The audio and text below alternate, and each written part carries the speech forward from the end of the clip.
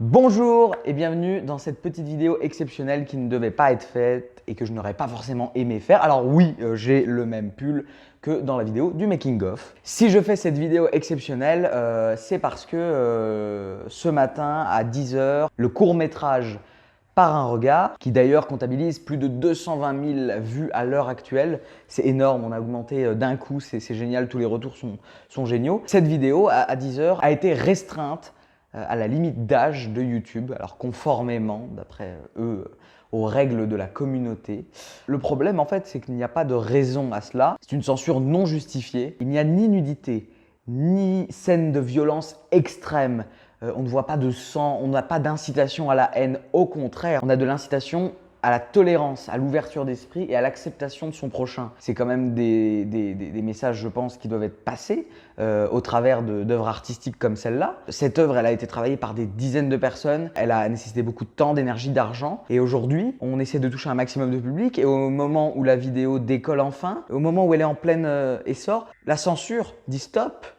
On enlève déjà un tiers, deux tiers de tout le public parce qu'on met une restriction d'âge. Donc, les personnes qui sont mineures ne peuvent pas voir, les personnes qui n'ont pas de compte YouTube ne peuvent pas voir cette vidéo.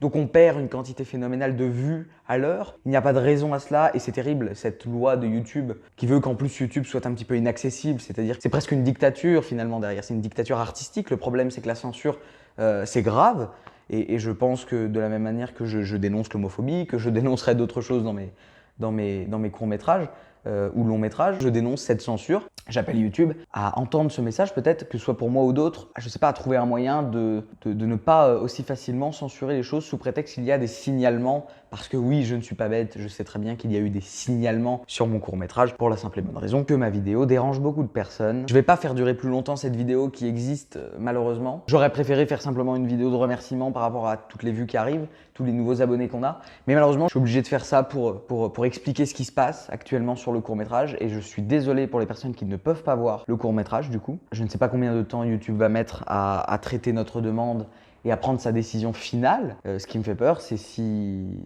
la décision finale approuve la sentence qui est déjà appliquée. Là, auquel cas, ce serait réellement un scandale, parce que c'est presque une censure homophobe. Pour conclure cette vidéo, je vais terminer en positif. Il y a eu énormément de retours positifs, mais d'amour, c'est exceptionnel. Je remercie tout ce public qui est arrivé d'un coup.